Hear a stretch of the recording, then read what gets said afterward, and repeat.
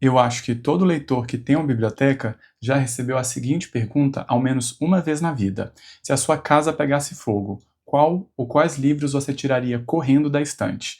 Bom, apesar de não conseguir nem imaginar um cenário como esse, hoje eu vou tentar responder essa pergunta com vocês.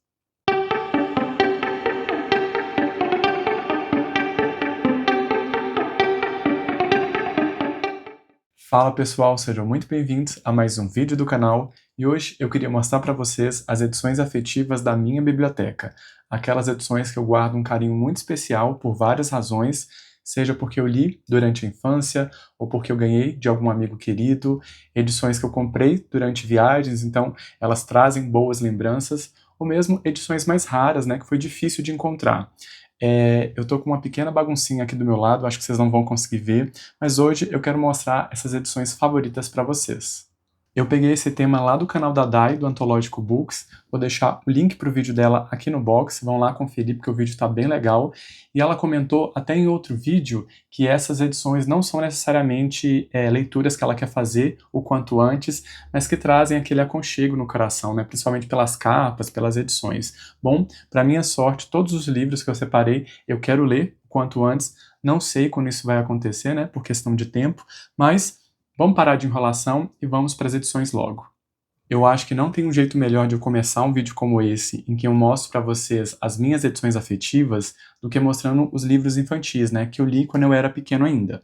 E o primeiro que eu tirei da estante foi esse, o Fábulas de Esopo. Gente, eu tenho um apreço muito especial por esse livro, por essas histórias. Elas ajudaram a moldar o meu imaginário, mas eu tenho um carinho muito grande por essa edição em específico.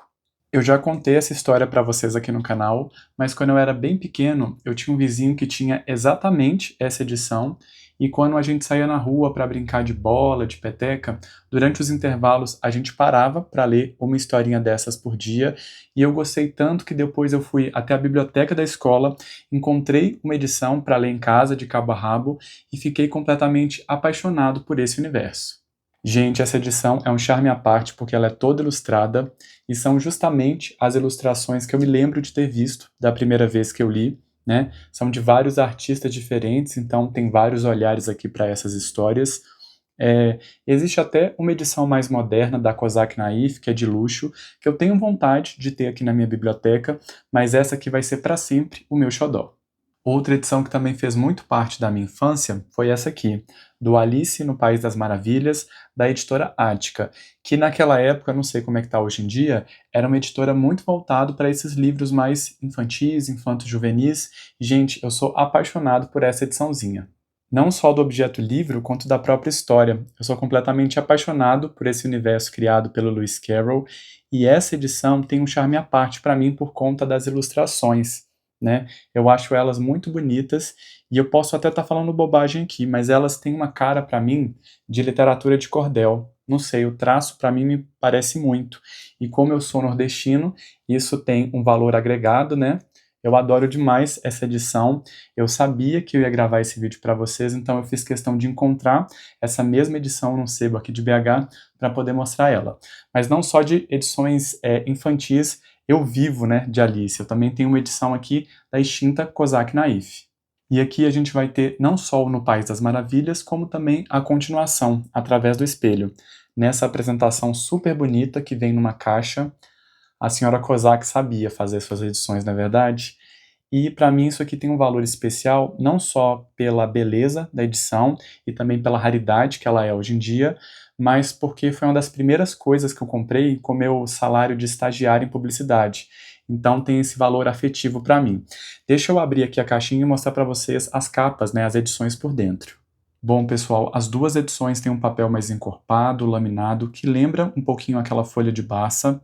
As ilustrações do No País das Maravilhas são do ilustrador Luiz Zerbini, já do Através do Espelho ficaram a cargo da Rosângela Renaud.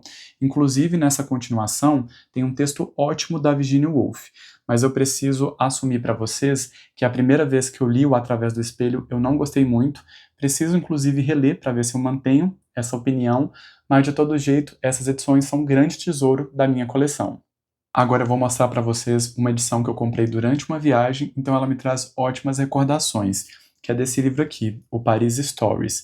Aqui, pessoal, a gente tem uma antologia de histórias, sejam contos ou fragmentos de romance, não exatamente de autores franceses, mas de histórias que se passam em Paris, como o próprio nome diz. Inclusive, a viagem foi para lá, e foi uma viagem para mim muito literária, né? Porque eu estava lendo na época Os Miseráveis, então eu pude ver ao vivo vários daqueles cenários que o Victor Hugo narra naquela história pra gente. Eu visitei, inclusive, um lugar onde ele, o Émile Zola e o Alexandre Dumas estão sepultados, e também eu visitei uma das livrarias mais famosas do mundo, a Shakespeare Company. E é claro que eu peguei o carimbo da livraria, eu não poderia ficar sem, né, porque esse detalhe dá todo um charme especial para essa edição. E é engraçado porque esse foi o primeiro livro que eu vi na livraria, quando eu estava na fila ainda, né? É a primeira parede que a gente tem antes de entrar pela porta. Mas eu pensei, vou pegar ele depois porque eu vou rodar a livraria e achar vários títulos que eu vou ter interesse. Que nada, eu não gostei muito do catálogo deles, para falar a verdade. Eu gostei de ter ido lá, achei o espaço super aconchegante, mas o catálogo mesmo não me impressionou, então eu peguei essa edição aqui, mas eu não me arrependo em nada porque ela é super gracinha. Inclusive, eu estava comentando com um amigo meu que mora lá sobre isso, da livraria sempre estar lotada, da necessidade das filas, né, porque é um espaço muito reduzido, então as filas ajudam as pessoas a circularem lá dentro, e ele me contou que nem sempre foi assim, essa visitação toda. Isso começou quando a livraria começou a ser mostrada em filmes muito comerciais, como Antes do Pôr do Sol e Meia-Noite em Paris, então ela acabou virando um ponto turístico da cidade. De todo jeito, eu acho que super vale a visita, sobretudo se você for um leitor, é claro. Aquela não é a livraria original, ela é uma espécie de réplica, mas ainda assim super bonitinha, super charmosa. E ali do lado fica Notre Dame, então você pode fazer um passeio combinado. Bom, deixa eu mostrar para vocês essa edição. Ela vem nessa espécie de luva, né? Isso aqui é uma edição pocket, tá? Mas nem parece quando a gente vê ao vivo. Então a gente tem essa capa de tecido com essa texturinha e aqui um hot stamp na borda. Edição super charmosa, super bonitinha. Existem outras edições dessa mesma coleção, como histórias de Nova York, de Londres, histórias específicas de fantasmas. Então já tô doido para completar essa coleção, mas já tô feliz de ter essa aqui na minha biblioteca. Tá na hora de mostrar para vocês duas edições de uma coleção que eu adoro, que é a de clássicos da Zaha. Eu tenho vários livros dessa coleção aqui em casa que eu amo de paixão, mas essas duas aqui são especiais. E eu tô falando do Ateneu, do Raul Pompeia, e dos Maias, do Eça de Queiroz. Ambas as edições são comentadas e ilustradas, mas infelizmente elas estão esgotadas na editora. Existe uma edição disponível em pocket dos Maias, mas se eu não me engano, ou ela não vem com os comentários, ou com as ilustrações, ou com as duas coisas. Já o Ateneu, infelizmente, não tem uma edição pocket. Inclusive, essa é uma curiosidade, esse é o único livro em tamanho normal brasileiro dessa coleção. Eu tenho visto até que eles estão lançando outros clássicos nacionais, como Memórias Póstumas de Brás Cubas, eu acho que eles lançaram Vidas Secas também, mas em versão pocket, e eu não entendo por quê. Esses livros merecem edições maiores, comentadas, ilustradas, com toda essa fortuna crítica, mas eu fico muito feliz de ter essas duas edições, e agora eu estou à procura de outra rara da coleção, que é O Lobo do Mar, do Jack London. Tava tirando os livros da pilha e esqueci de mostrar um detalhe para vocês.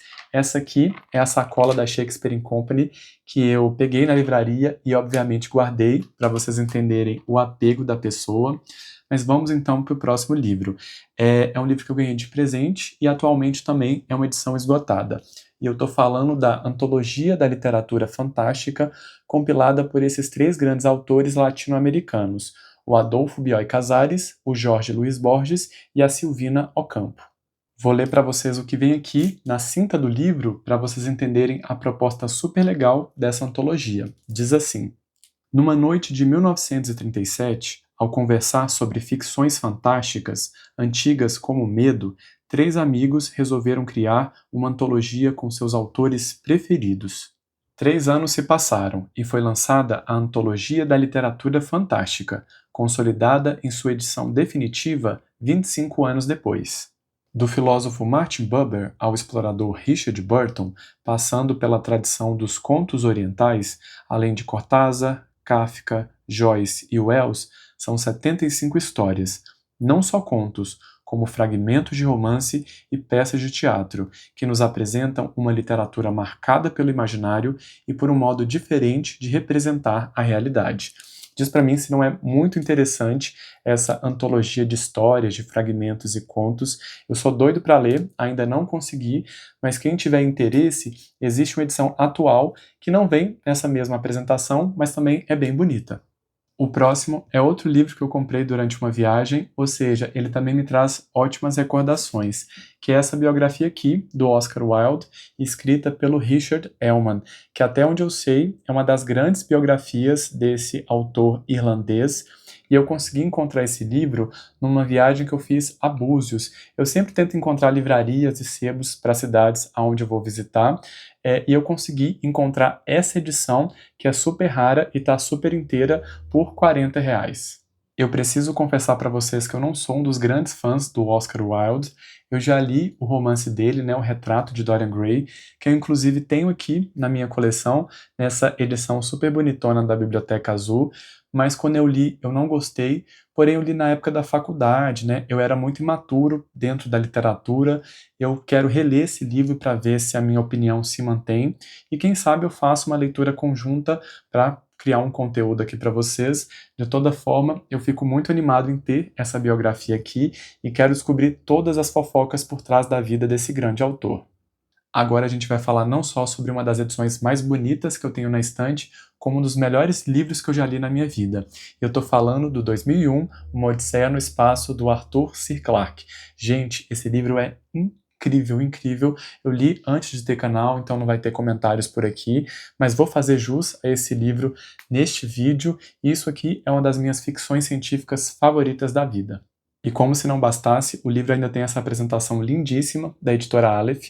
Essa edição está esgotada, mas se eu não me engano é fácil de encontrar ela pela estante virtual. É uma caixinha super bonitinha que tem detalhes inclusive na borda, mas o mais legal é o miolo do livro, o livro em si, que vem nesse formato simulando, né, o monolito, que ficou muito clássico no filme do Kubrick. Gente, independente da edição, se seja essa, a anterior, e-book, leiam esse livro porque ele é maravilhoso.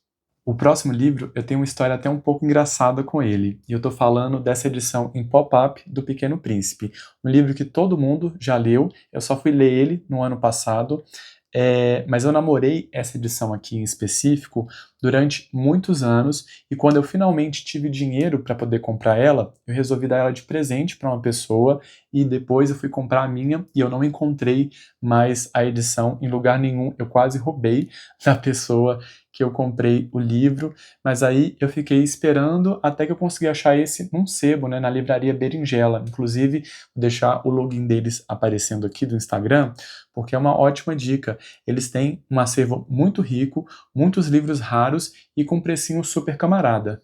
E a outra parte engraçada dessa história é que, como eu falei para vocês, eu li finalmente no ano passado e eu detestei esse livro. Gente, o Pequeno Príncipe é um dos personagens mais chatos da literatura, sem sombra de dúvida. Eu acho que ele tá pau a pau com Holden Caulfield, do Apanhador no Campo de Centeio, mas foi muito difícil encontrar essa edição, e eu amo ela, então com certeza eu não vou me desfazer, ela é um dos meus xodós. Essa próxima edição que eu vou mostrar para vocês, ela é muito especial para mim por algumas razões. Eu estou falando do Ainda Estou Aqui, do Marcelo Rubens Paiva, que veio para mim nessa caixinha da tag, aquela caixinha de assinatura de livros, mas o miolo mesmo é a edição comercial que vocês encontram facilmente hoje no mercado. E assim, essa edição é especial para mim por 3 razões. Primeiro, porque eu li ela no ano passado e foi uma das minhas melhores leituras do ano. Segundo, porque ela deu origem ao filme que nos rendeu, né, o Oscar de melhor filme. Inclusive, foi por isso que eu li essa obra antes, para poder assistir ao filme. Então, esse livro tem um gostinho especial para todo brasileiro. E terceiro, aí eu vou ter que ostentar um pouquinho para vocês. É porque essa edição veio autografada pelo autor. Então, para mim, é um grande tesouro da minha biblioteca. Eu nunca vou emprestar esse livro aqui, desculpa, gente. E a próxima edição, ela é realmente um sinônimo da palavra xodó. E eu estou falando desse livrinho super singelo e poderoso que é o Escritos em Verbal de Ave, do maravilhoso Manuel de Barros. Gente, essa edição é tão bonitinha, mas não só a edição, como toda a poesia, toda a obra do Manuel de Barros é apaixonante. Eu não sou um grande leitor de poesia e esse foi o meu pontapé inicial e eu já fiquei apaixonado. Eu gosto de tudo que o Manuel escreve e essa edição é um charme à parte. Esse é um daqueles livros de poesia do Manuel de Barros, escrito sobre e para o Bernardo, que é um personagem recorrente dentro da obra dele, e nessa edição super bonitinha, que tem um hot stamp na capa, a gente também tem um esquema de edição que vai se abrindo à medida que o leitor vai entrando dentro dessa história. Deixa eu ler um trechinho da poesia para vocês. Uma desbiografia. Bernardo morava de luxúria com as suas palavras. Para nós, era difícil descobrir o contexto daquela união. Nossa linguagem não tinha função explicativa, mas só brincativa. Como seja, ontem Bernardo fez para nós um ferro de engomar gelo. Toninho diz que Bernardo dementava as palavras. Ele viu, diz que, uma formiga frondosa com olhar de árvore. Formiga frondosa? Essa formiga frondosa não seria para mudar um pouco a feição da natureza? Bernardo amava a carícia dos caracóis. Ele fez um outro brinquedo de palavras para nós, o guindaste para levantar ventos. Ele tinha visões que remetiam a gente para a infância. Como seja, eu hoje vi um pedaço de tarde no bico de um sabiá. Ou tipo assim, eu vi uma borboleta emocionada de pedra. Ele disse que viu ainda um calango espichado nos braços da manhã. Bernardo sempre nos parecia que morava nos inícios do mundo. Pessoal, queria aproveitar que eu mudei o ângulo da câmera para mostrar para vocês os meus boxes especiais, porque eles são mais pesados, né? Então assim vai ficar mais tranquilo de mostrar. Começou a chover por aqui, então espero que o barulho não atrapalhe. Bom, todos esses boxes que eu vou mostrar, em sua maioria, eles já estão esgotados nas editoras, mas até existem edições mais modernas, mas eu queria muito eles nessas capas. Ou então porque as edições que eu vou mostrar, elas têm um conteúdo mais ampliado, ou mesmo pelo conteúdo crítico, né, dessas edições. Então vamos começar falando sobre esse bitelo, esse baita livro da literatura nacional, que é a saga O Tempo e o Vento. Bom, nesse clássico escrito pelo Érico Veríssimo, a gente tem uma saga das famílias Terra Cambará em meio à Guerra do Sul, que além de um drama familiar, né, daqueles, a gente também vai ter uma narrativa de um período histórico muito importante do Brasil. Eu acho esse box maravilhoso, ele ficou fora de catálogo durante muito tempo, mas eu vi que recentemente a Companhia das Letras anunciou, eu acho que em comemoração a algum aniversário do autor, o relançamento desse box. Eu espero muito que eles relancem também as edições individuais, né, porque muitas delas acabaram virando livros pocket, e eu adoro essa diagramação, né, esses projetos gráficos aqui do Érico Veríssimo, eu acho muito bonito, inclusive o Incidente em Antares, que é um livro que eu sou doido para ler, é muito difícil de encontrar nessa padronagem, mas eu acho bonito demais.